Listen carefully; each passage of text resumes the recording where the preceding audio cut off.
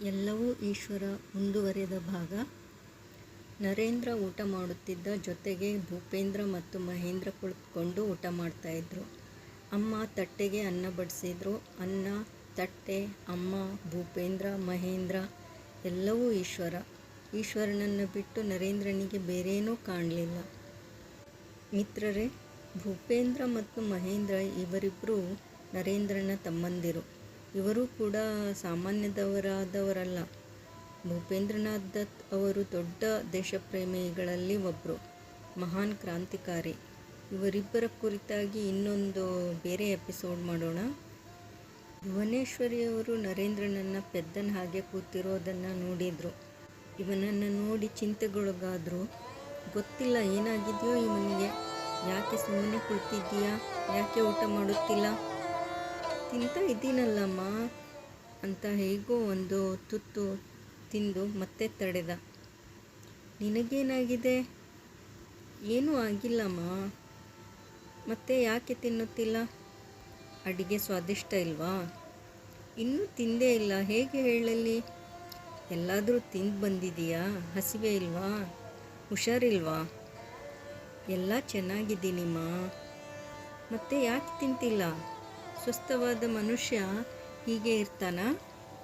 ಕಷ್ಟಪಟ್ಟು 2 ತುತ್ತು ತಿಂದು ಸುಮ್ಮನೆ ಕುಳಿತಿದ್ದೀಯಾ? ಈ ಸಮಯದಲ್ಲಿ ನಾನು ಬೇರೆ ಮನಸ್ಥಿತಿಯಲ್ಲಿದ್ದೀನಿ. ಸರಿಯಾಗಿ ಊಟ ಮಾಡಲು ಆಗ್ತಾ ಇಲ್ಲ.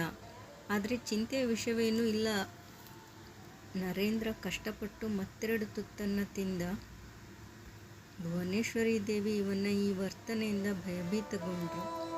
ಗೊತ್ತಿಲ್ಲ ಈ ಹುಡುಗನಿಗೆ ಏನಾಗಿದೆಯೋ ಏನೋ. ನರೇಂದ್ರ ಈಗ ತಾಯಿಯ ಕಡೆ ನೋಡಿದ. ಅವನಿಗೆ ಈಶ್ವರ ಚಿಂತಿತನಾಗಿದ್ದಾನೆ ಅನ್ನಿಸ್ತು.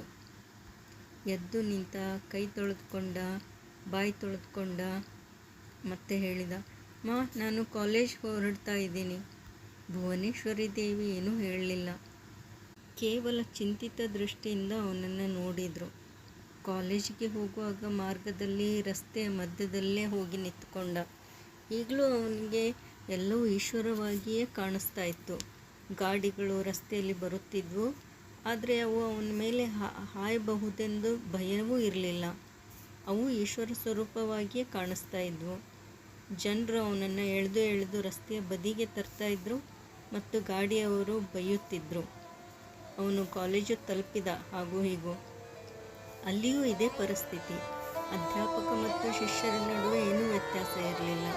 ಇಬ್ಬರೂ ಒಂದೇ ಆಗಿದ್ದಾರೆ. ಆದರೂ ಅಧ್ಯಾಪಕರು ಶಿಷ್ಯರಿಗೆ ಏನನ್ನೋ ಕಲಿಸಲು ಪ್ರಯತ್ನ ಯಾಕೆ ಮಾಡುತ್ತಿದ್ದಾರೆ ಅಂತ ಅನ್ನಿಸ್ತು ಅವನಿಗೆ. ಮತ್ತು ನರೇಂದ್ರ ಅಡುಗೆ ಮನೆಯಲ್ಲಿ ಕುಳಿತುಕೊಂಡಿದ್ದ.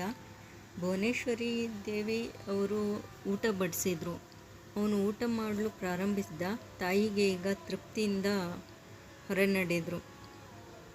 ನರೇಂದ್ರ ತಿಂತ ಅನ್ನವನ್ನೇ ನೋಡ್ತಾ ಮತ್ತು ಅಲ್ಲೇ ನೆಲದ ಮೇಲೆ ಒರಗಿಕೊಂಡ. ಭುವನೇಶ್ವರಿ ದೇವಿ ಮರಳಿ ಬಂದಾಗ ಇದನ್ನು ನೋಡಿ ಮತ್ತೆ ಚಿಂತಿತರಾದರು. ನಾನು ನಿನ್ನನ್ನು ವೀಕ್ಷಿಸ್ತಾನೇ ಇದ್ದೀನಿ. ನಿನಗೆ ಏನೋ ಆಗಿದೆ? ಏನೂ ಆಗಿಲ್ಲಮ್ಮ. ಗೊತ್ತಿಲ್ಲ ಯಾವ್ಯಾವ ಮಂದಿರಕ್ಕೆ ಮಠಕ್ಕೆ ತಿರುಗಾಡ್ತೀಯೋ, ಯಾವ್ಯಾವ ಸಾಧು ಸಂತರ ಜೊತೆ ಹೋಗ್ತೀಯೋ, ಯಾವ್ಯಾವ ಪ್ರಕಾರದ ಸಾಧನೆ ತಪಸ್ಸೆ ಎಲ್ಲ ಮಾಡ್ತೀಯೋ ಗೊತ್ತಿಲ್ಲ. ಏನು ರೋಗ ಬಂದಿದೆಯೋ ನಿನಗೆ? ನಿನ್ನ ಬಾಬಾ ಕೂಡ ಊರಲ್ಲೇ ಇಲ್ಲ. ಮಾ, ನನಗೇನೂ ಆಗಿಲ್ಲ. ಆದರೆ ಭುವನೇಶ್ವರಿ ದೇವಿ ಸ್ವಯಂ ಸಂಭಾಳಿಸಿಕೊಳ್ಳಲಾಗ್ದೇ ಗೋಡೆ ಹಿಡಿದು ಕೆಳಗಡೆ ಕೂತ್ಬಿಟ್ರು. ಮತ್ತು ಭೂಪೇಂದ್ರ ಅವ್ರ ಹತ್ರ ಬಂದಾಗ ಅವನ ಭುಜ ಹಿಡಿದು ಅವರಷ್ಟಕ್ಕೆ ಅವರೇ ಹೇಳಿಕೊಂಡ್ರು, ಇವನಿನ್ನು ಉಳಿಯೋದಿಲ್ಲ. ನರೇಂದ್ರ ಈಗ ಎದ್ದು ಅಮ್ಮನ ಹತ್ರ ಬಂದು ಹೇಳಿದ, ಇಲ್ಲಮ್ಮ, ನನಗೇನೂ ಆಗಿಲ್ಲ. ಠಾಕೂರರು ನನಗೆ ಅದ್ವೈತ ಭಾವ ಅಂದರೆ ಏನು ಅಂತ ತಿಳಿಸ್ತಾ ಇದ್ದಾರೆ. ನೀನು ನಾನು ಒಂದೇ, ಏನೂ ಭೇದ ಇಲ್ಲ. ಏನು ಅರ್ಥ ಮಾಡಿಸ್ಬೇಕು? ಯಾರಿಗೆ ಅರ್ಥ ಮಾಡಿಸ್ಬೇಕು? ಏನಾದರೂ ಭೇದ ಇದ್ದರೆ ತಾನೇ ಅರ್ಥ ಮಾಡಿಸ್ಲಿಕ್ಕೆ. ಈ ಥರ ಹೇಳಿ ಹೊರಗಡೆ ನಡೆದ. ಒಂದು ಕೆರೆ ಹತ್ರ ಬಂದು ಕುಳಿತುಕೋತಾನೆ. ಏನೋ ಒಂದು ಯೋಚನೆ ಹೊಳೆದಂಗೆ ಆಗುತ್ತೆ ಅವನಿಗೆ. ಹೋಗಿ ಅಲ್ಲಿರೋ ಒಂದು ಕಬ್ಬಿಣದ ಕಂಬಕ್ಕೆ ತಲೆ ಜಚ್ಕೊಂಡ. ಇದು ರೋಗವೋ ಏನೋ ಅಂತ ಪರೀಕ್ಷೆ ಮಾಡಲಿಕ್ಕೆ. ಆ ಕಂಬಕ್ಕೆ ಏನಾದರೂ ಆಗಿದೆಯಾ ಅಂತ ಹಿಡಿದು ಪರೀಕ್ಷಿಸಿದ. ತನ್ನ ತಲೆಯನ್ನು ಹಿಡಿದು ನೋಡಿಕೊಂಡ. ಆದರೆ ಯಾವುದೇ ಗಾಯ ನೋವು ಇರಲಿಲ್ಲ. ಮರಳಿ ಮನೆಗೆ ಬಂದ. ಮತ್ತೆ ನಿರ್ಣಯಕ್ಕೆ ಬಂದ, ಇದು ರೋಗ ಅಲ್ಲ. ನಾನು ಠಾಕೂರ್ರ ಬಗ್ಗೆ ಉಪಹಾಸ ಮಾಡಿದ್ದೆ, ಅದಕ್ಕೆ ಈ ದಂಡ. ಠಾಕೂರರು ಏನು ಮಾಡಿದ್ರು ನನಗೆ?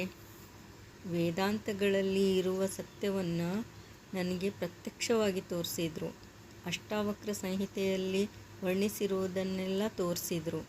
ನನಗೆ ಅವುಗಳ ಬಗ್ಗೆ ವರ್ಣಿಸಲಿಲ್ಲ, ಬದಲಾಗಿ ಪ್ರತ್ಯಕ್ಷವಾಗಿ ತೋರಿಸಿದ್ರು.